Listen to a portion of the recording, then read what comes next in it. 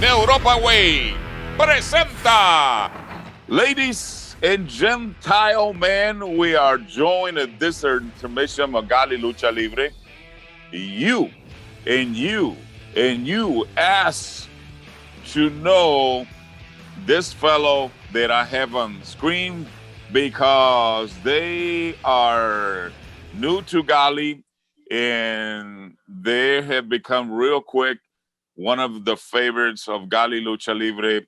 And my daughter has a saying, a promise is a promise. So a deal is a deal. So here he is, Orion Creed. How you doing? I'm doing good, man. I'm doing good. I'm actually, I appreciate you having me, man. That means a lot.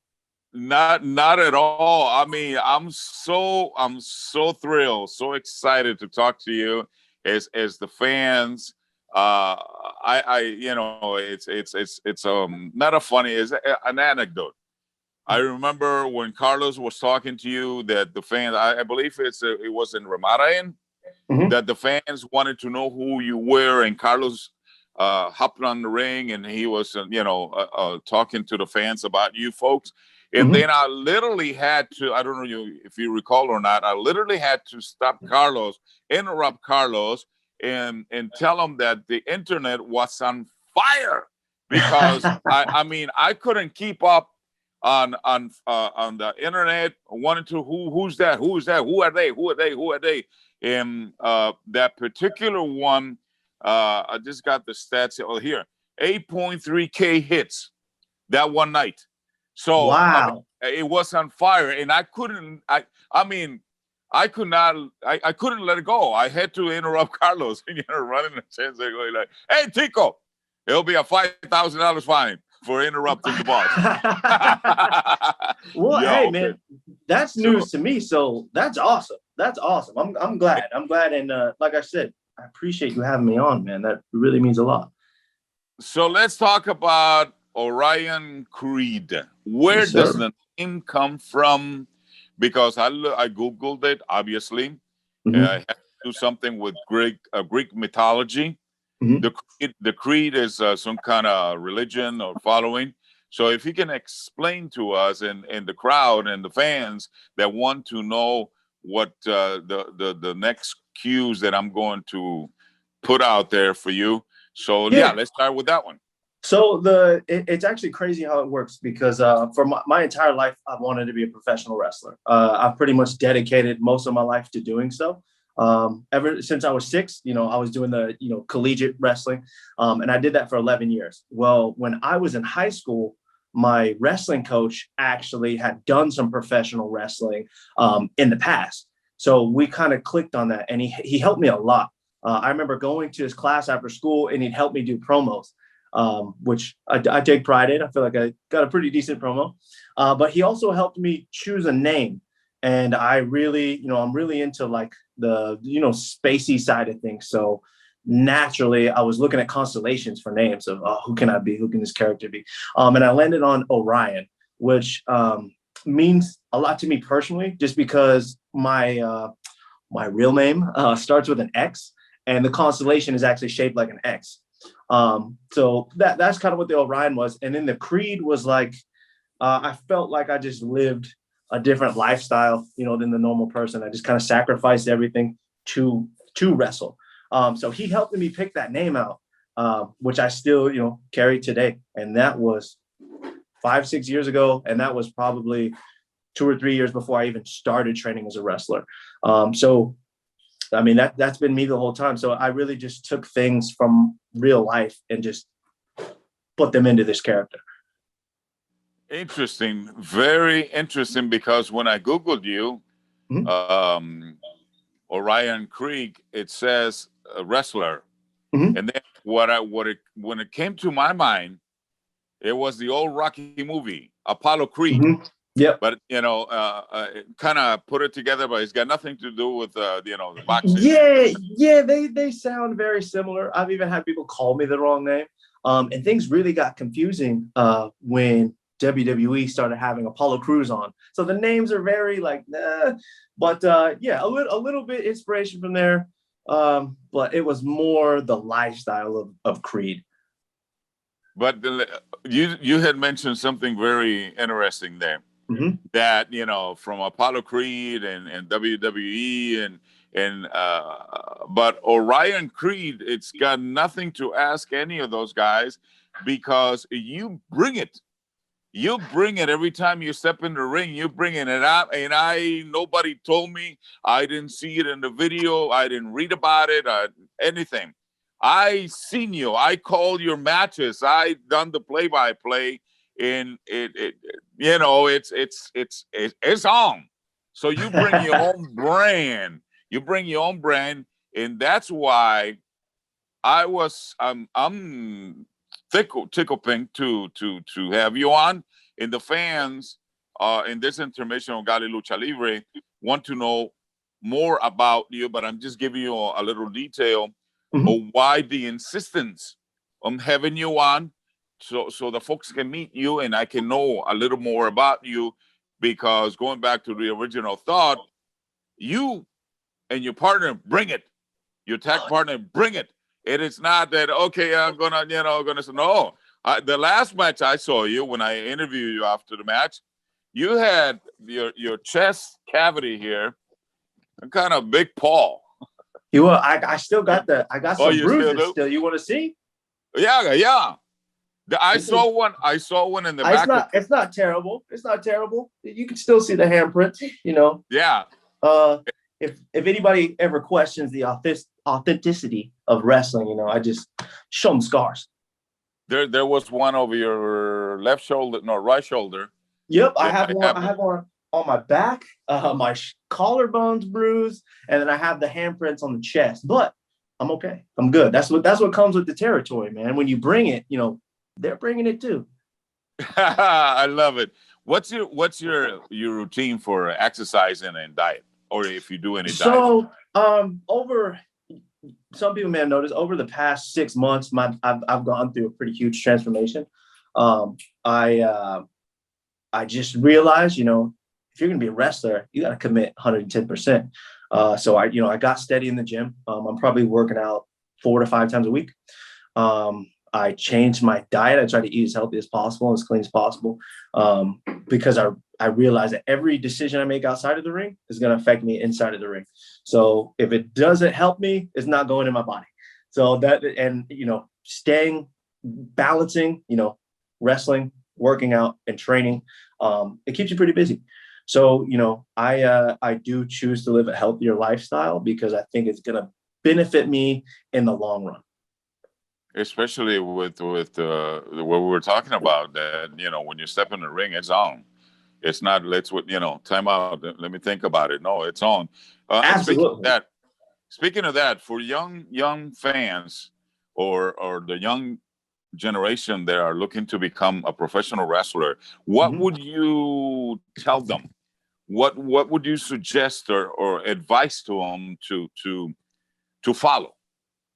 I think for one, they need to understand that they are needed for the future of professional wrestling. We need young people to want to wrestle.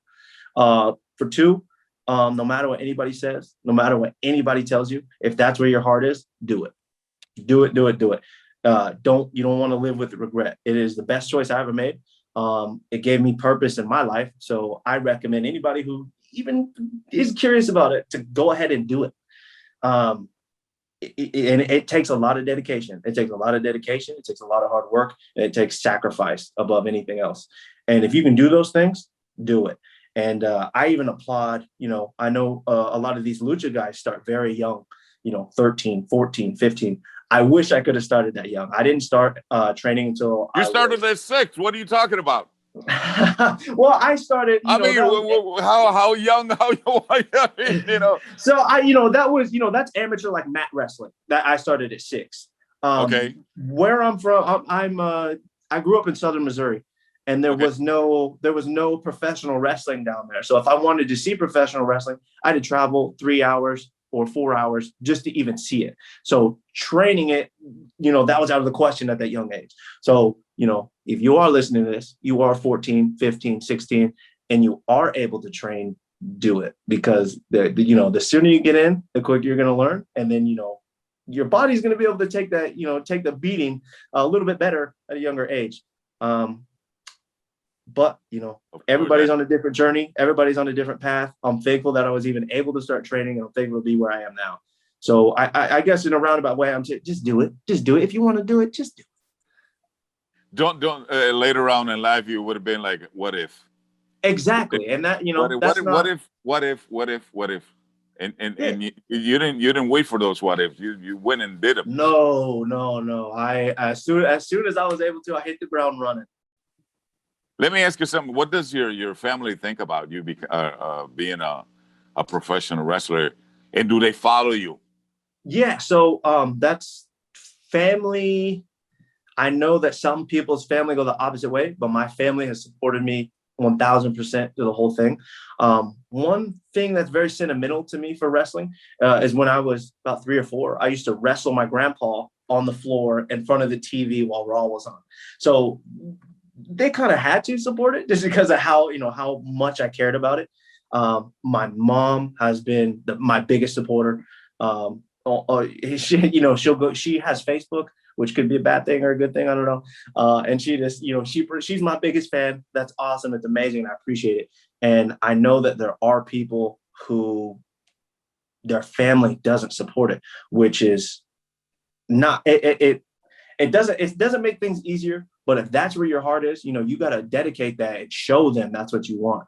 And then, once things start to pay off and they see your happiness, then they'll start to follow. But I was blessed enough that my family and everybody around me supported me, and that made it a lot easier. Lucha Libre, regular wrestling. How do you now that you're in Lucha Libre, where do you see the difference since you lived them? Yeah, so I actually get a really cool point of view from it because where I originally trained, I trained with Harley Race. I trained with Harley Race for my first 2.5 years of training. And then from Harley Race, I went to... Again, I'm sorry for interrupting. That was the World Wrestling League, WLW. Yes, sir. See, I done my homework. I done my homework on you. You did, yes. You seen young Orion there. This is a whole new guy. So that's I learned a lot from Harley. That was awesome. It was a great experience. And then I got to train with Elgin. That was the first time I actually got to do a little bit of lucha, actually getting things down. Now, when it comes to lucha libre and professional wrestling has a little more, I guess you would say, story behind it. When lucha, very acrobatic, high flying, all over the place. Until you go back to like older lucha, there's a lot more. Older lucha is very interesting to me, just because of how they can do the mat wrestling so well, and then transition into the big spots, jumping up top rope, jumping out of the ring. But kind of my mission when I wrestle for a galley, or when I wrestle, period, in any type of lucha spot, I want to find that happy medium, because I think you can do so. So I'm going to make it make sense why I'm jumping out of the ring, or I'm going to make it make sense, why I'm doing this arm drag. I don't want to just do moves to do them. I want to make sense of everything. And I think that is something that I can bring to the table. It's something I enjoy doing, quite honestly. Now, do fans get you going, energize you, give you that adrenaline that you are looking for, or you are just in your own zone? I say it's a little bit of both, because when I'm not there, when you're not in the ring, you still have to be a wrestler outside of the ring.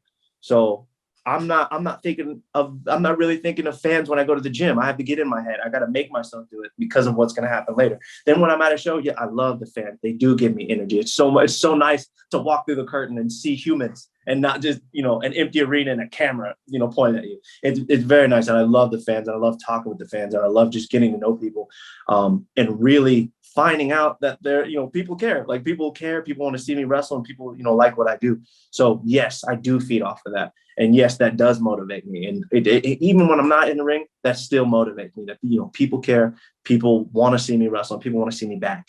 And that, that's enough. That's enough to just keep going and be better. That's one of the reasons to go back to the beginnings of this interview of Gali Lucha Libre was that the match that you had at the Ramada Inn, and you guys lit the internet on fire with the 8.3K visits, and that was just the internet, not the people there in the arena. So that's the reason, obviously, that I'm telling you that you guys are becoming on the fast lane one of Gali's favorite people or tag team partners, team, beg your pardon, to see, to watch, to cheer on. So with that said, let me ask you something. What give me three moves. Give me three moves there are in your arsenal that you can go to put a 1, 2, 3. Let's go. I won. It is okay. We won. Beg your pardon. So you're guaranteed, you're going to see the Michinoku driver. I love pulling that thing out. It looks clean, and it's pretty devastating. Which one? What do you call it? The Michinoku driver. Body slam, but I sit down with it. I just drop them on their head. Try to get the job done. Sometimes it doesn't work. So when that doesn't work, I got to pull out the jumping neck breaker, which I can pretty much hit out of anywhere, which also pretty smooth, not the 2 mile horn, pretty smooth. And then I do have a new finish that nobody's kicked out of yet. Hopefully it continues to get me wins. And it's actually it's a version of a Falcon Arrow. I tuck the arm behind the leg. So when I sit, they're kind of knotted up like a pretzel, so they can't kick out. Oh wow! Oh Jesus! That's I love it. Social media. People want to know you. They want to chat with you. They want to know more about Orion Creed. Where can they follow you? So you can find me on Facebook, Orion Creed. You can find me on Instagram. That's usually where I'm most active. I like to upload photos and videos, things like that, which you can find me at the Orion Creed. And then same thing on Twitter, at the Orion Creed. And I need to get my Twitter game up. So if I could get some follows, I definitely follow back, and it would be much appreciated. Nice. A couple of more questions, and I'll let you go. Do you get butterflies prior going to a match, getting there, putting your gear on, and hearing the crowd and the roar of the crowd? Since you guys are becoming their favorites, they can anticipate when you're going to make your entrance, because it's not a walk in the church or walk in the park entrance. So do you get butterflies? Oh, absolutely. It's because I care so much. I don't think there'll ever be a time where I don't get a little nervous. But I don't get as nervous as I used to, because I feel more in control of things. And I feel like I perform better when I'm more relaxed. But of course, I do get nervous from time to time. Not necessarily how many people are there, because in my mind, if there's a lot of people, there's a lot of people. So, if there's 500 people or there's 1,000 people, there's still a lot of people. That's just what it is. It was harder at first, but the more I wrestled, I became more comfortable. But yes, I do still get a little bit of butterflies. Nice. We got to talk about what's over your shoulder and what you are wearing in your chest. Tell us what those creatures are. So this is from a brand called A Bathing Ape, which is a brand out of Japan, which is also the shirt I have on. This shirt is 10 years old. This is from 2010. A Bathing Ape t-shirt that they did a collaboration. They actually ran a wrestling show, and so they released these t-shirts. And then these paintings up here, I have about 6 or 7 of them. They're just my favorite artist, who's Kid Cudi. I just swapped him out and put this ape on there so I could have all his albums, but also have their logo. So it looks, this is my house. So this is the art I have in my house. You're going to burst out of that t-shirt, man. Oh, yeah. It's almost time to retire it, man. I'll take it. Listen, Oh, do you man. have merchandise out where the you know? I am working on merchandise right now. It's weird being on the, when you are the wrestler, you're still trying to figure out if people care enough to buy your shirt. Oh, Um, that's and that's not even a question, man. well, yeah, it seems like the demand is there. So I will definitely deliver. I second that. So the only thing is, like this T-shirt, I'm very much into fashion, and I feel like there's an avenue in professional wrestling that they have merchandise, but it's pretty much consistently the same. And when I look at the fashion world, I see people wearing a lot of older, wrestling shirts, like the vintage Steve Austin shirts, the vintage Rock T-shirts. Why are people not wearing what is being released now? So I feel like there is a demographic that's not being tended to. So, and that's exactly where I want to go. So I have some things in the works. So when it does come, it's going to be completely different than any other merchandise that you've seen. I promise you that. Also, quality will be there. I'm not going to sell you a T-shirt that's going to shrink after 2 or 3 washes. I want you to have it. I don't want you to just wear it to wrestling shows. I want you to wear it. You go on a date. I want you to wear it to the mall. Wherever you may be going. I want to give you a good product. Orion Creed. Yes, sir. Let me tell you something. I will love to keep talking to you, but we have a show to go back to at the President Gali Lucha Libre. Besides, the production department is already screaming in my left ear that we need to go. So with that said, I'm leaving on your coffee table an open invitation to rejoin us on a future interview, because you have so much, we have so much to know who Orion Creed is, where he's going with his merchandise and everything that Orion Creed will do with his wrestling career. So with that said, please say that you will take that invitation. Absolutely. Whenever you let me know, and I'll be just a call away. Thank you very much. With that said, I wish you nothing but the best. Let's get going. And Orion Creed, that's Orion Creed, everybody. Next up on Gali Lucha Libre. So let's keep going at it. Thank you. Thank you very much. Thank you. It was good speaking to you.